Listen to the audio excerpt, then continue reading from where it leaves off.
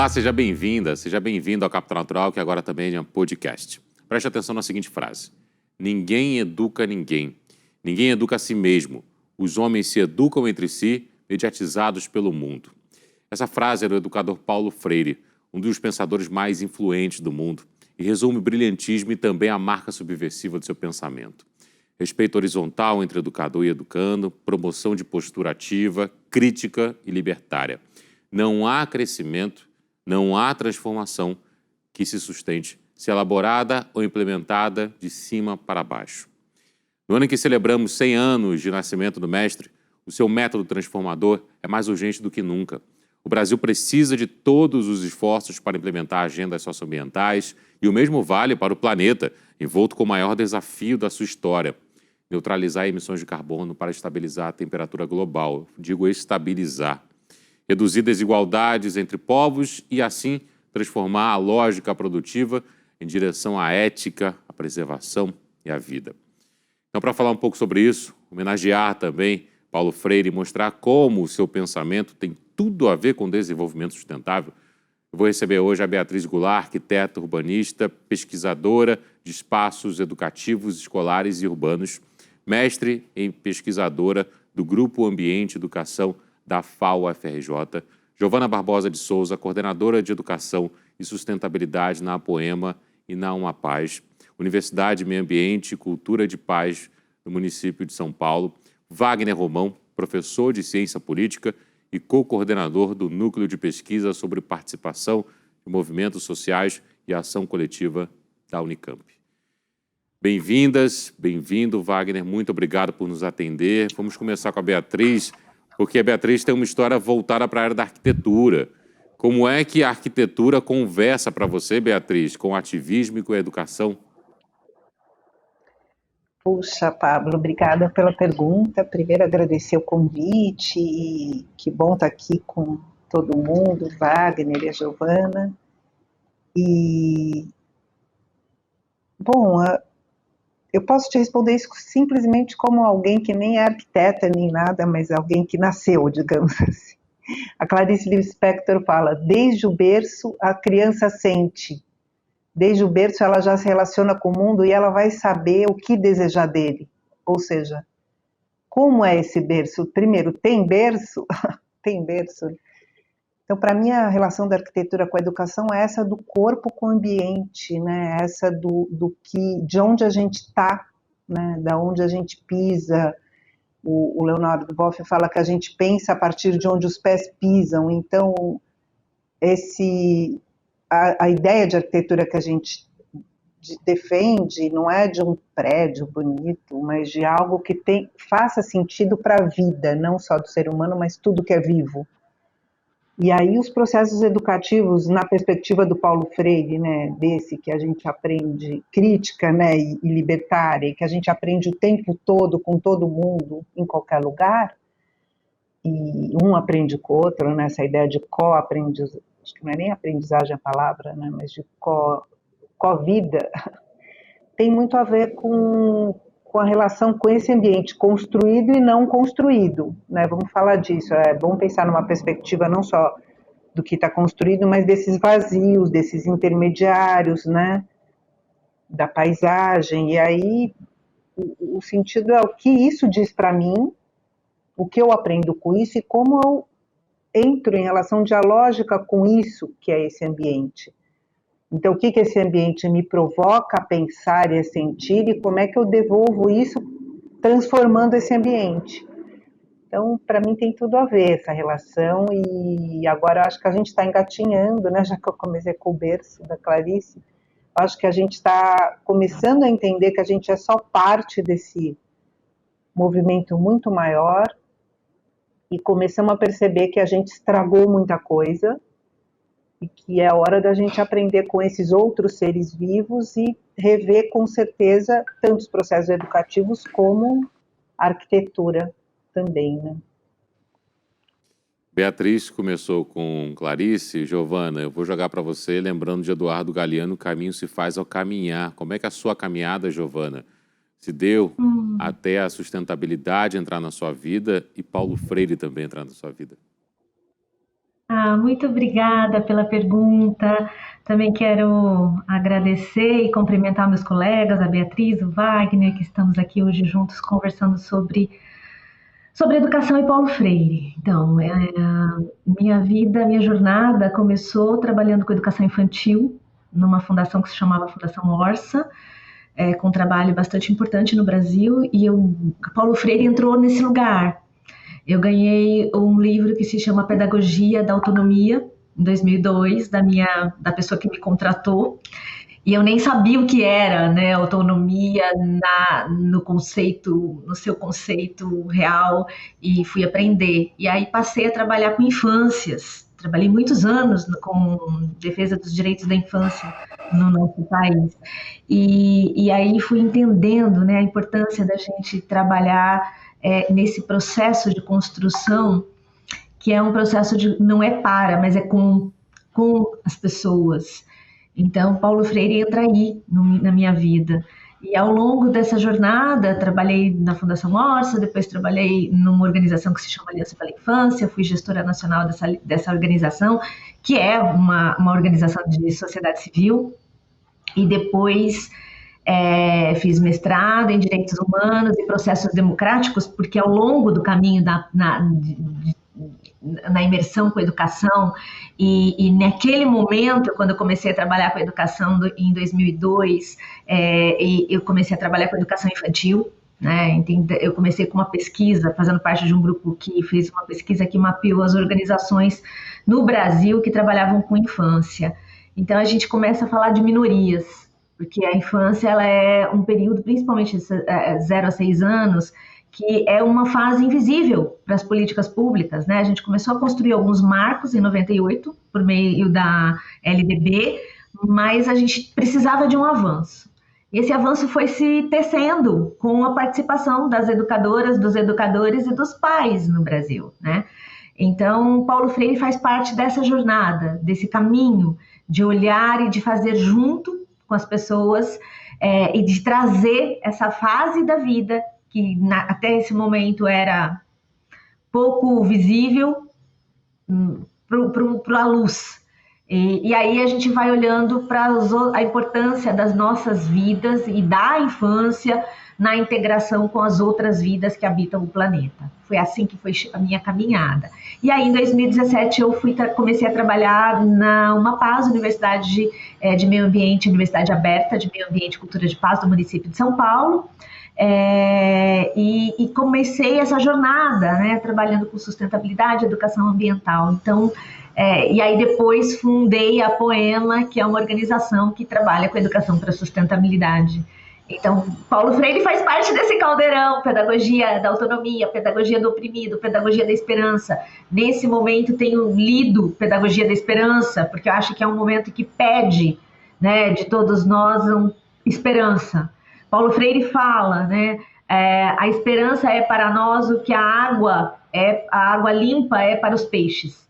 Então, eu acho que nós estamos num momento de uma travessia muito, muito importante, profunda, e a gente vai conseguir descobrir novas formas de estar neste mundo de um jeito melhor por meio da educação. E para isso a gente tem que estar num lugar de esperança. A educação é um lugar de esperança. Quando Paulo Freire, por meio do seu método, apresenta essa possibilidade da gente não aprender, não ensinar mas aprender com, né? O processo educador e educando é muito dinâmico e também numa perspectiva de ampliação de visão de mundo, para pensar sobre esse mundo e transformar este mundo. É o que nós estamos vivendo agora, é o que nós precisamos agora, né? Nunca foi tão atual falar sobre Paulo Freire, eu acho. E até reinventar também Paulo Freire, né? Olha só que interessante, a Giovana colocou cronologicamente a entrada de Paulo Freire na vida dela pela fase final, a pedagogia da autonomia. Ô Wagner, e para você, meu caro, como é que Paulo Freire entrou na tua vida? Porque a tua área de pesquisa é política participativa. Por onde Paulo Freire entrou? Para muita gente, por exemplo, entra pela pedagogia do oprimido, lá na década de 60. E para muita gente entra pela pedagogia da esperança, entra pelo início do trabalho dele. Como é que para você entrou? Pablo, primeiro, muito obrigado pelo convite. Também é um prazer estar aqui com a Beatriz, e com a Giovana e com as pessoas que estão assistindo a gente, né? A minha relação com Paulo Freire, acho que ela pode se dar por três aspectos, né? Acho que, em primeiro lugar, eu sempre tive muito uma atuação, né, nos espaços em que eu estava, né, ao longo da minha trajetória como pessoa, como estudante, depois como professor, também um pouco das minhas atividades, né, de militância, né, na sociedade, ligada ao campo da educação, ligada ao campo dos direitos humanos, ligada ao campo ambiental, enfim, né. Acho que o chamado de Paulo Freire, ele é um chamado pela ação, né? Quer dizer, ele é um chamado que ele nos coloca na necessidade, ele nos coloca a necessidade da ação no mundo, né? Seja como educadores, seja como pessoas que estão atuando, né, nos diversos campos que exatamente foram beber na fonte do Paulo Freire, né? Um segundo aspecto é o aspecto onde eu me entendo como professor também, né? Eu comecei a atuar como professor ainda no tempo da faculdade, né? E depois, quando terminei o meu curso de Ciências Sociais na USP, passei a atuar como professor, primeiro na educação na universidade privada, depois na universidade pública, né, na Unesp, na Unicamp, agora mais recentemente, há uns 7 anos estou na Unicamp, e Paulo Freire sempre nos remete também a um contínuo questionado da nossa própria prática como educadores e educadoras, professores e professoras, né? Então, a busca de uma educação dialógica, uma educação horizontal, uma educação em que o professor, a professora são pessoas que conhecem um pouco mais de um determinado campo de conhecimento, mas tem que aprender muito, né? Tem que estar sempre abertos para o aprendizado. Acho que isso é muito importante. E no campo da pesquisa, aí eu acho que Paulo Freire tem absolutamente tudo a ver com a perspectiva da participação, né, com a necessidade da gente se dispor ao diálogo, se dispor a uma experiência dialógica, né, ao encontro com a diferença, ao encontro com a diversidade. Sem isso, sem essa disposição, não há participação social. E acho que é muito por aí que ele, né, me inspira e me ensina, né, todos os dias na nossa atuação nessas vertentes, né, do que se compõe, né, a nossa diversidade, a nossa multifuncionalidade nesse mundo, né? Você acaba de me dar um gancho, Wagner, para a próxima pergunta, quando você citou educação horizontal. O Freire costumava dizer que a educação nunca pode ser uma atividade neutra, ela sempre é uma troca. E eu queria ouvi-lo sobre isso, sobre a educação horizontal aqui nesse país, um método que foi desenvolvido e colocado em discussão, nem tanto em prática, mas sempre em discussão pelo próprio Paulo Freire. E onde é que a gente pode encontrar isso hoje? E até para teorizar isso para quem está nos acompanhando também.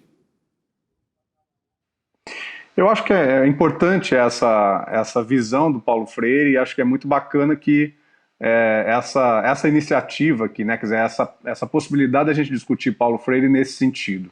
Há uma grande confusão, né, entre neutralidade na educação, ou mesmo na ciência, e, digamos, uma postura, né, que todo educador e toda educadora, todo pesquisador ou pesquisadora também tem, que é sempre, digamos assim, sustentada por uma posição no mundo, né? Aquilo que algumas pessoas chamam de partido, né? O partido, nós não estamos falando aqui do partido político, não estamos falando de política partidária, mas nós estamos falando de uma posição no mundo que sustenta as nossas ações, que sustenta a nossa prática pedagógica, que sustenta a nossa visão de mundo, considerando isso de uma maneira mais geral. Então, na medida em que Paulo Freire assume essa posição, ele nos ensina também que toda prática educacional, toda prática pedagógica, toda troca, né, ela se dá exatamente nesse contexto. E é muito interessante porque a postura do educador, da educadora, embora tenha partido, né, embora tenha uma posição original no mundo, né, uma posição que vem das nossas experiências, dos nossos valores, ela também promove o encontro, ou seja, ela também recebe, né, partidos diferentes, posições a priori, né, que vêm de outras pessoas, que vêm dessa relação dialógica. Então, acho que isso é muito interessante, né, na perspectiva do Paulo Freire, em que não se nega a existência de valores que vão orientar a nossa conduta, a nossa ação no mundo, mas, ao mesmo tempo, se abre para uma perspectiva de encontro dos valores e das perspectivas de outras pessoas. Dentro dessa perspectiva, Giovana, Paulo Freire pensava que só o ser humano é capaz de pensar, ler, escrever, mudar o mundo e pensar na natureza. A sustentabilidade, Paulo Freire, tem tudo a ver? Tem tudo a ver, né? Todos os nossos documentos e marcos legais que falam de educação ambiental no mundo e no Brasil falam da importância do pensamento crítico. E Paulo Freire mora nesse lugar, né? Como o Wagner acabou de colocar, essa questão do educador, que traz a sua identidade, os seus valores, mas que vai ao encontro do outro, aberto para um nascimento, né? Porque à medida que você entra em contato com o outro, você também tem uma troca e você amplia sua visão de mundo. Então, um pensamento crítico, ele é a marca da educação ambiental e ele é necessário para que a gente possa encontrar caminhos de modo sustentável, para que a gente possa ter um mundo que dê conta, né, dessa nossa travessia. A gente vem de um modo de vida que está muito baseado numa questão de consumo, numa questão também porque a nossa organização de vida ficou muito marcada por um ritmo muito acelerado, né? Nesse processo, muitas vezes, a gente não consegue promover esses encontros onde a gente troca com o outro os nossos valores, aquilo que a gente é, e a gente consegue, de fato, refletir sobre o encontro com o educando, e nesse encontro perceber as marcas que estão ali e pensar sobre. Eu acho que esse momento que nós estamos da história, vindo de um processo extremamente acelerado, isso foi muito complicado com os processos de reflexão. E a gente precisa olhar para isso. Nós estamos num momento que nós somos convidados a buscar soluções para a gente conseguir dar conta de honrar as futuras gerações. Porque isso também, né, Paulo Freire deixa essa marca, da gente se reinventar nesse encontro, da gente ter uma visão ampliada de mundo, e a gente tem que honrando aqueles que vão chegar, honrando a terra. Tem uma coisa muito interessante no caminho do Paulo Freire, que é essa questão de que ele começa a carreira dele no Nordeste, e depois, quando é exilado no Chile, vai trabalhar no Ministério de Agricultura, né, de Desenvolvimento de Agricultura, e passa muito tempo trabalhando com camponeses. Então, esse entendimento, esse amor que ele vai mostrando ao longo da sua trajetória em relação à terra e aos seres vivos, eu acho que é a grande beleza e a grande marca de esperança. Ele vai entendendo no encontro que ele faz, nos círculos de cultura, com esses homens que estavam vivendo naquele momento de profunda transformação na América Latina, especialmente ali no Chile, momentos de apesar de pouco estofo, né, educacional, mas homens do campo, extremamente politizados, mostrando sua preocupação com a estrutura daquele país e o seu posicionamento. Paulo Freire vai amando as pessoas, vai se encantando. E é esse momento, essa marca dessa reflexão crítica, mas com amor. Eu acho que a gente também vive um momento onde a gente precisa entender com muita delicadeza quando Paulo Freire fala dos processos e da educação crítica, e quando a gente fala de educação ambiental crítica, a gente está falando de um processo de reflexão, mas não necessariamente nós estamos falando de um processo que não há apreciação. Eu estou trazendo isso porque eu acho que a gente está vivendo um momento muito duro, com muitas diferenças, mas que Paulo Freire também fala da questão da inteireza na diferença, mas da unidade das diferenças. né? E isso tudo é um processo de construção de cultura de paz e profundamente, na minha visão, elaborado. É um processo de entendimento humano com outros seres vivos que habitam a Terra, mas num modo de prosperidade. Então, eu acho que é importante a gente ter essa clareza, né? A educação crítica conversa com a educação ambiental, promove sustentabilidade a partir desse lugar de esperança, de amorosidade, de encontro com os valores e com as ideias que são diferentes das nossas, mas também com um legado de entendimento, de paciência e de amorosidade. Então, de apreciação, o fato de estar com o diferente, seja esse diferente uma pessoa que está numa posição social diferente, um negro, um trabalhador, um índio, mas estamos também no processo de encontrar com o diferente, ou da classe dominante, mas encontrar com o diferente, reconhecer aquilo que tem de diferença, apreciar aquilo que a gente consegue localizar como um elo, né? E construir a partir disso uma reflexão sobre si e sobre o processo, sobre onde nós estamos e como é que a gente caminha nessa nova visão de mundo a partir desse encontro. Eu, de vez em quando, costumo dividir algumas histórias que eu passei na vida aqui com a nossa audiência no Capital Natural. E te ouvindo, Giovana, eu lembrei de um dos seres mais admiráveis que eu já conheci na vida, se chama Gordon, um senhor, tem uma barba gigantesca, um cabelo gigantesco, ele mora na África do Sul, em Hout Bay, do lado da cidade do Cabo, e passou a vida circulando locais que passaram por conflitos. Tailândia, a região de Honduras e Guatemala também, Costa Rica, passou um tempo nos Estados Unidos, numa região de muito conflito nos anos 60 e tal, e sempre contando e passando a admirar a história pelo lado mais fraco dessa história. E uma vez eu estava andando com ele na van dele, ele tem uma fazenda de alimentos orgânicos hoje em dia lá, faz a distribuição dessa alimentação para a comunidade Hout Bay, para quase 15 mil pessoas, e está ampliando esse trabalho lá na região. E aí ele tem uma van pintada com a palavra love, amor, e muito bacana, anda descalço e tal. E ele estava me contando que uma vez ele virou para mim e falou assim, sabe quem mudou minha vida? Mudou a minha maneira de pensar, porque mudou a minha maneira de lidar com a comunidade? Um brasileiro, não sei se você conhece, um cara chamado Paulo Freire. Puxa vida, aqui na África do Sul me fala de Paulo Freire. Paulo Freire é muito famoso no continente africano, sim. Paulo Freire deu aula nos Estados Unidos, deu aula na Europa também, enfim. E aqui no Brasil, às vezes, ele é um pouco questionado, mas ele é muito admirado fora do país também. E a maneira dele de lidar com a comunidade é a pergunta que eu queria fazer para você, Beatriz, com relação a pensar escola. Hoje vivemos no Brasil que escolas cívico-militares estão aí em discussão, um modelo de escola mais duro, totalmente o contrário do que era a escola horizontal, escola participativa, escola onde os pais participavam da escola, onde os professores participavam daquela unidade também, os alunos também opinavam, que era o que pensava Paulo Freire, né? Sim,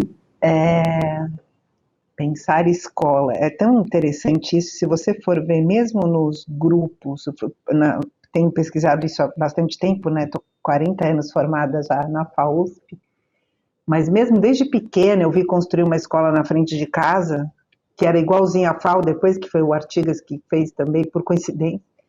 Mas nenhum desses prédios que eu frequentei foram pensados por quem ia usá-los, né? Ou seja, tem um modus operandi, uma lógica de produção de arquitetura escolar que passa longe de tudo isso que a gente está falando aqui. Por mais que a gente considere ouvir as crianças, pedir um desenho, vai para uma máquina de moer carne, vai para um lugar da padronização, que não conversa com onde o sol nasce. Eventualmente, sim, uma boa arquitetura sempre vai olhar para onde o sol nasce, mas, de todo modo, tem toda uma lógica dos governos estaduais e municipais, e do federal também, dependendo de onde, estou falando de escola pública, que te leva para o mesmo buraco, assim, para um lugar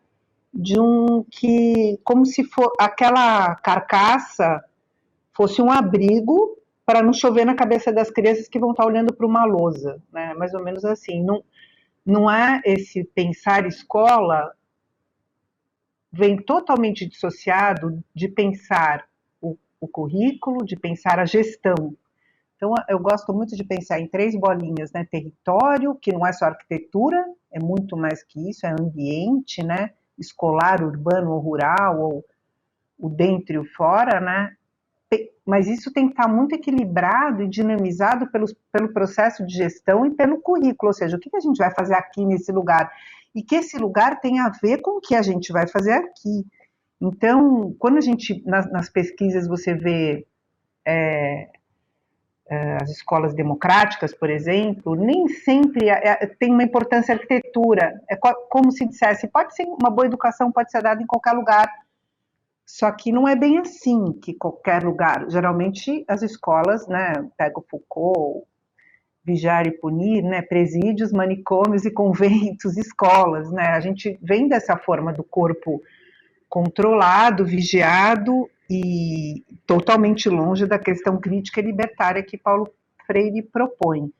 Então, esse pensar a escola, acho que é um território em disputa, assim como o currículo, como diz o livro do Miguel Arroyo, né, currículo, território em disputa. Há uma disputa da concepção de espaços educativos, né, escolares e urbanos. Primeiro que isso também não é pensado junto, a gente está começando a caminhar nessa direção, mas quem pensa a cidade não pensa a escola, quem pensa a escola não pensa a cidade, ou seja, muros altos, né, separando uma coisa da outra, não há essa integração. E, então, desde a formação do arquiteto, ou do pedagogo, ou do gestor público, essas caixinhas são muito autônomas, com as suas lógicas próprias naturalizadas. Então, até hoje, você entra numa faculdade de arquitetura, tem lá como fazer uma escola, geralmente é no 3º ano, área administrativa, área de serviços, área pedagógica.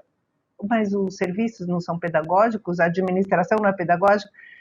E outra, o banheiro da faxineira é bem menor que a dos professores e da diretora, então nem se fale.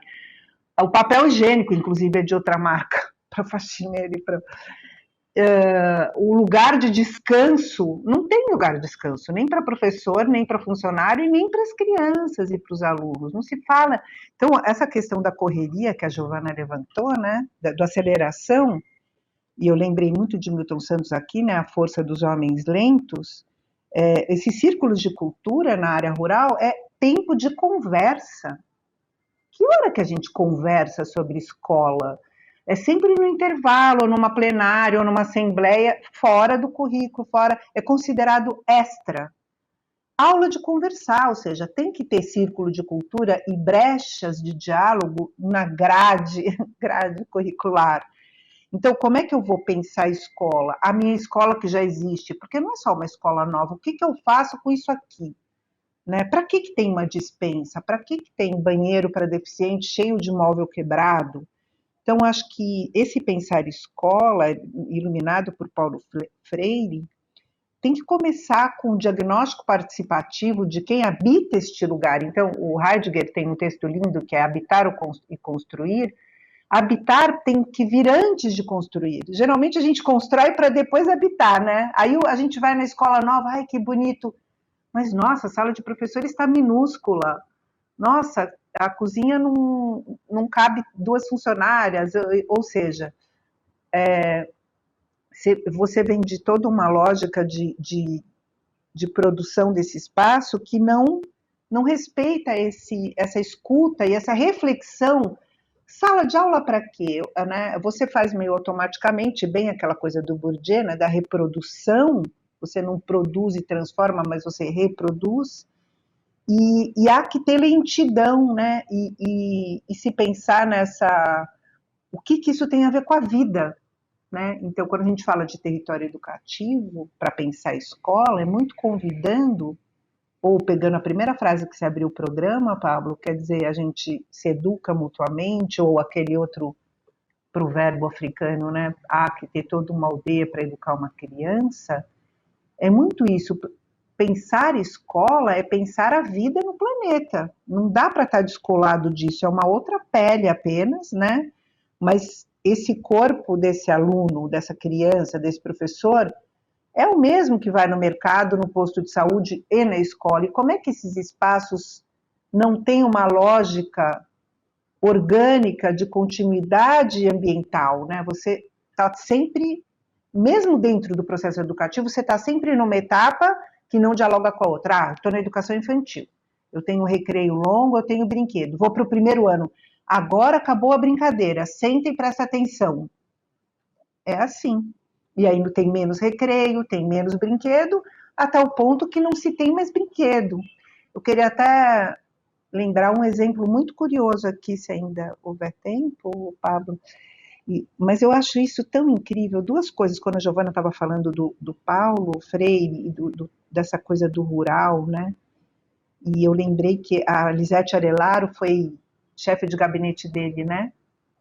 E ela conta que o Paulo Freire, quando ele era secretário de Educação no governo da Erundina, ele tirava o telefone da tomada, antigamente tinha um fio, né, para quem não sabe, e o telefone tinha um disco assim e um gancho, né? E ele desligava o telefone e pedia chá de erva cidreira e falava: hoje eu só quero conversar, eu não quero saber, eu não quero o telefone tocando, eu não quero agenda, chama todo mundo aí, vamos conversar. E uma das coisas que ele fazia era visitar as escolas, no governo da Erundina, isso, né? E aí tem no livrinho Educação em Cidade dele, ele conta isso, e o Paul Singer conta também um relato lindo da gestão Erundina que fala um pouco dessa rotina. E aí ele foi numa EMF, né, Escola de Educação Fundamental, e falou: cadê os brinquedos? E ele estava com a Mayumi Souza Lima, né, minha mestra, que falecida já infelizmente, que era arquiteta educadora, que abriu todo esse caminho que eu estou seguindo, é graças a ela, uma pioneira, digamos assim. E ele estava com a Mayumi, e a Mayumi falou: professora, aqui é uma EMF, não tem brinquedo, os brinquedos vão até a EMEI, né, a pré-escola. Não, mas como, não são mais crianças com 10 anos? Tem que ter brinquedo. E aí, mas não tem, na planilha de obra e de compras, não tem esse item. E daí ele falou: arruma um jeito. O que a Mayumi fez? Ela convida a Elvira de Almeida, que foi minha professora na FAO, uma grande artista, e elas foram nos depósitos da prefeitura, que estavam trocando os postes de madeira por concreto, então tinha um monte de postes de madeira e luminária de metal jogada, e aí elas fizeram os brinquedos todos com esse material. Gente, é a coisa mais linda. É um livro da Elvira que chama Esculturas Lúdicas, que mostra todo esse processo. Então, eu acho que é isso, muito pensar escola, sabe, gente? Pablo e todo mundo. Entender isso como parte da nossa vida, como extensão do nosso corpo, e vice-versa, né? Essa integração. E outra, o que a gente tem de recurso hoje? E como é que a gente requalifica e ressignifica esse recurso? Acho que não há necessidade mais de se construir escola. Acho que a gente pode pegar tudo que já está construído e transformar em espaço educativo, já vai estar muito bom. Agora, só por último, essa transformação não é para, como disse a Giovana e o Paulo, né? É com. Tem que ser junto com quem está lá. Não adianta a gente inventar um método maravilhoso, não vai dar certo. Assunto para o próximo programa. Nessa primeira parte, com Paulo Freire e os nossos convidados, apresentamos 2 ODS, o 4 e o 11. Temos tantos outros para discutir aqui pelas próximas semanas. Quero agradecer a Beatriz Goulart, arquiteta, urbanista, pesquisadora de espaços educativos, escolares e urbanos, mestre e pesquisadora pelo Grupo Ambiente e Educação da FAO-FRJ, a Giovana Barbosa de Souza, coordenadora de Educação e Sustentabilidade na APOEMA e na UMAPaz, Universidade de Meio Ambiente e Cultura de Paz do município de São Paulo, Wagner Romão, professor de Ciência Política e co-coordenador do Núcleo de Pesquisas sobre Participação, Movimentos Sociais e Ação Coletiva da Unicamp. Muito obrigado a todos, muito obrigado a você que nos acompanhou também em casa. A gente tem um encontro na próxima semana com mais Paulo Freire. Até lá.